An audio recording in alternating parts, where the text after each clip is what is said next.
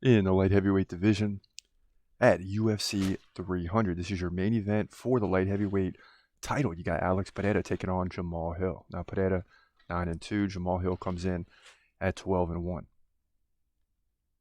Both guys stand 6'4". Pereira 36 years old. Jamahal Hill 32, right in his prime. Both guys 79-inch reach. Now Jamahal Hill stands left-handed. Pereira stands right-handed, so that's going to be a factor in this fight for sure. Jamahal Hill's very active, 7.3 significant strikes per minute. That's a staple of his career. Takedown game, non-existent. Pereira, 5 significant strikes per minute. Takedown game, non-existent. So this is going to be a title fight main event that people are going to be talking about for a long time because it's a striker's delight. Now, Pereira captured the belt. Well, first he beat Jan Blachowicz, right? Then he came back against Yuri and captured the belt by second round KO. And that ought to tell you that this is not going to be easy for Jamahal Hill if he's going to get the belt back. Now, sweet dreams, Jamahal Hill. Before the injury, we'll get into that in a moment, beat Glover Teixeira by decision.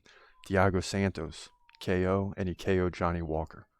So he was on a major run, captured the belt, and looked great doing it. The problem is he's coming off an Achilles injury in July. Right? This fight is about 8, 9, 10 months since the injury, roughly.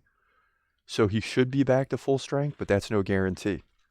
And I think that's going to be a factor in this fight. Is he coming back too quick? The UFC needed a main event. I'm sure they're calling on Jamahal Hill. And is he rushing it to make it happen for the UFC? Don't know the answer to that question, but it's definitely a factor. I want to see Jamahal Hill win. I like Jamahal Hill.